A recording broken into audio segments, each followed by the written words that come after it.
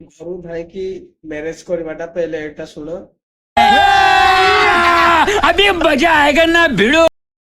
ଚାଉଳ 2500 ଟଙ୍କା, ଗ୍ୟାସ୍ 1000 ଟଙ୍କା, ରାସନ 7000 ଟଙ୍କା, ରୁମ ଭଡା 7000 ଟଙ୍କା, ପନିପରିବା 1500 ଟଙ୍କା। यही नहीं, अभी और सुनिए।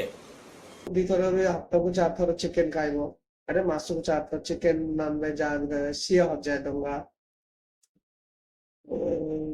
ଗାଡି ପେଟ୍ରୋଲ ଖର୍ଚ୍ଚ 2000 ଟଙ୍କା, ୱାଇଫ ର ଆବେ ଯାହା ବି ମେକଅପ ଫେକଅପ ସିଏ 2000 ଟଙ୍କା, ମେଡିକାଲ ଖର୍ଚ୍ଚ, ଅଦର ଖର୍ଚ୍ଚ, କପଡା ପତ୍ର ଏ ସବୁ ଟଙ୍କା 4000 ଟଙ୍କା।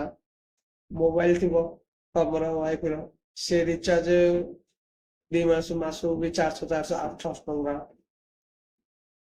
पेट्रोल ईएमआई करियो गाड़ी बाइक आनो तो तार ईएमआई 3000। चीटिंग करता है तू,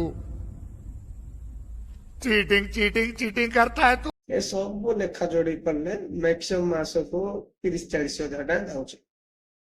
एबे तमे धरो भाई की मैरिज हो कि घर कथार भाभी की मैरिज हो कि लव मैरिज करो सेटा तम इच्छा लागी पड़।